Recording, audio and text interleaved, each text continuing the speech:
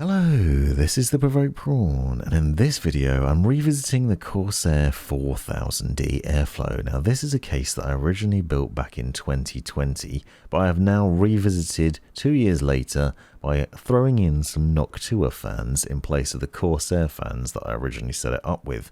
This is a slightly different build, as you can see from these shots. Quite striking in its differences. The original design had a lot more RGB lighting going on, and it also had some things about it that I wasn't quite happy with. So for example, I front mounted a 360mm Elite Caplix cooler from Corsair, which means that the radiator was mounted on the front, which I thought was potentially blocking some of the intake. This is obviously an air case. The whole point is it has good airflow. That is in the name of the case, and I felt like I was restricting a bit the performance of the case because of this by putting the radiator on the front with the fans on the front of that, reducing the amount of airflow going into it. Now you can mount it like this, it's perfectly acceptable, and actually my temperature tests, as you'll see at the end of the video and in the original video, which I'll link to in the description if you're interested, turned out okay. It wasn't bad, it looked good, it ran well, it looked really nice with that Dominator RAM and other things, but what I wanted to do was strip the entire case down, as you can see here. I've actually got a different motherboard, so this is an Extreme Edition motherboard now. Core i9-9980XE CPU.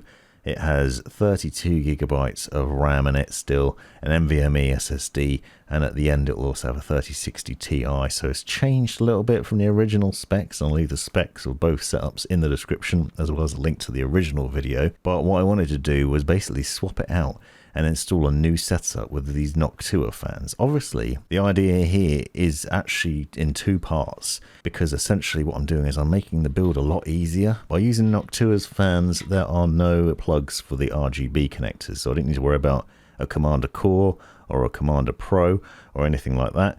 The fan power is simple because you just have a single connection, and also with Noctua's fans you get Y cables which allow you to connect up two fans into one connection. They then simply need to be connected up to system fan headers on the motherboard, so they're remarkably easy to install. Now they're not to everyone's taste. The brown aesthetic obviously is very subjective whether you like that or not.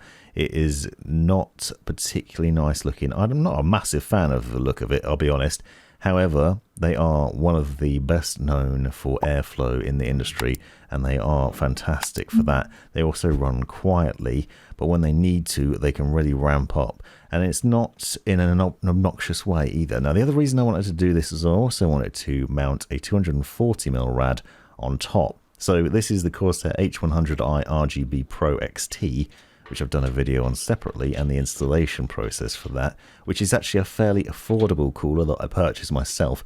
I wanted to do a new and updated video on that to show how you could use non-Corsair fans on it and non-RGB fans and set it up remarkably easily in this case and with this socket of motherboard and also other sockets which I covered in that video, and end up with a little tiny bit of RGB lighting, because as you've seen at the beginning shots, essentially all you're getting at the end is the RGB lighting from the Vengeance RAM and also from the pump head itself, so very small amount of RGB.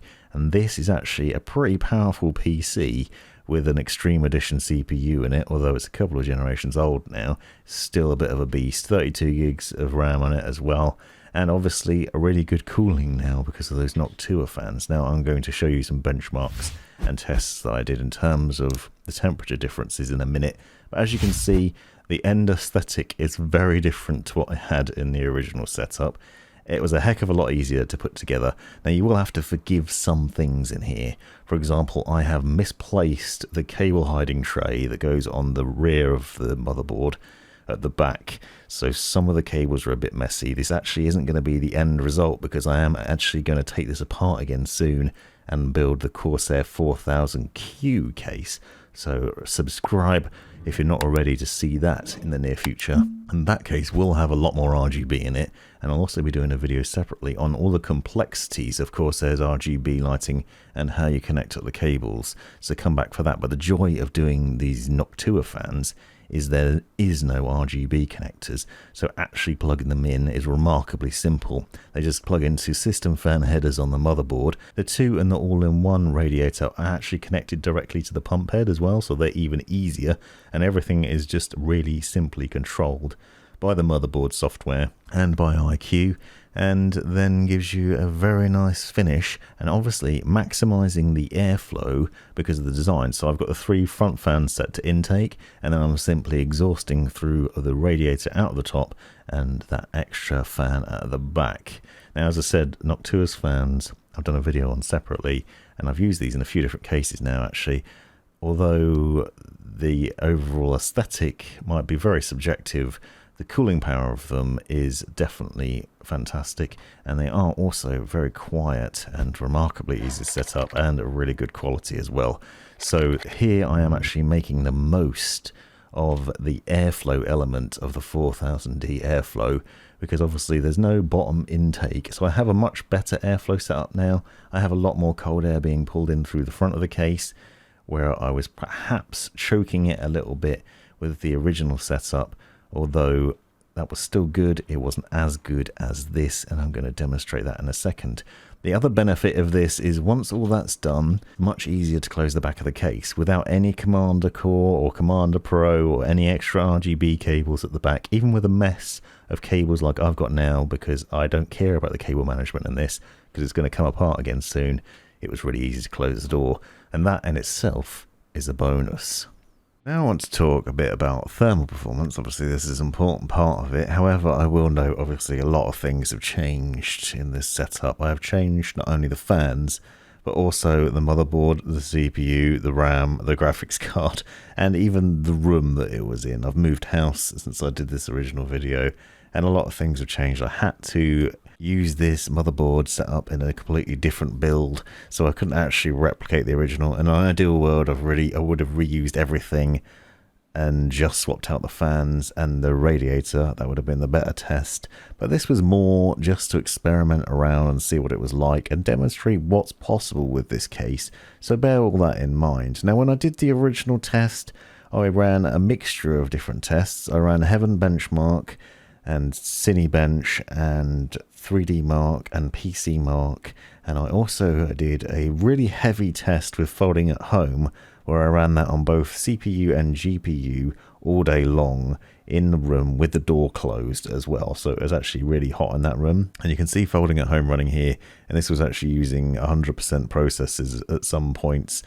Quite an intensive test. Now this is on the 10700K, an i7 processor, 10th series, and you can see that I was getting around 70-ish degrees centigrade in here, and you'll notice the GPU is also up to about 65 degrees. It had peaked a little bit higher than that, roughly around that area. You can see some of the testing data here using Corsair's IQ software, and that's giving you the information on that. But you'll also see just some of the pressure that I was putting the system under with Task Manager. So actually not terrible temperatures. I mentioned earlier on that I was worried about the front rad sort of choking off the case, but actually the results weren't too shabby. It was doing a really good job of cooling performance, and I think this is a demonstration of just the power of Corsair's fans and also the radiator and the setup in there and how it works and how good the case is at airflow. Now obviously a vastly different test now with actually an older generation CPU, but an extreme one. So this is the 9980XE, which is a Core i9 Extreme Edition CPU. So a very different setup, but again, I ran Cinebench on it, and I also ran Heaven Benchmark, because the idea here is I wanted to put the CPU and the GPU under pressure to test both the performance of the all-in-one cooler and the fans in general with the airflow through the case. So I'm running Hardware Monitor on the right-hand side and Cinebench, and also obviously recording the footage. So don't forget that in both these situations I'm using OBS to record as well, so the whole system's being put on quite a lot of pressure, and more than you would usually use if you were just playing games on it, for example. So both demos are a bit sort of unrealistic in terms of what you would do in the real world, but you can see a close-up look at the CPU temperatures. We're peaking at around 79 degrees, so just below 80 degrees under this amount of pressure, which actually seemed a little bit warmer. But don't forget, different CPU setup, so it's worth bearing that in mind. and also it is actually the summer at the moment, so it's very hot. And you have to take all of these sort of thermal tests with a pinch of salt, because yes, it's the same case, but it's a different room, different time of year, and other things. The previous video was done in September. This is now May. It's getting really hot in England at the moment, and so things to bear in mind. The results are actually pretty good though, and unsurprisingly. Now I think that the case actually runs a bit quieter in this setup with the Noctua fans than it did with the original Corsair fans, and that's one thing to say, is that despite running these tests, and I ran heaven multiple times in order to get this result, so you can see the GPU temperatures there, and we're getting somewhere around 70 degrees C on the GPU, generating about 86 maximum on the hotspot. This is under quite a lot of load again, but perhaps that's on the high end.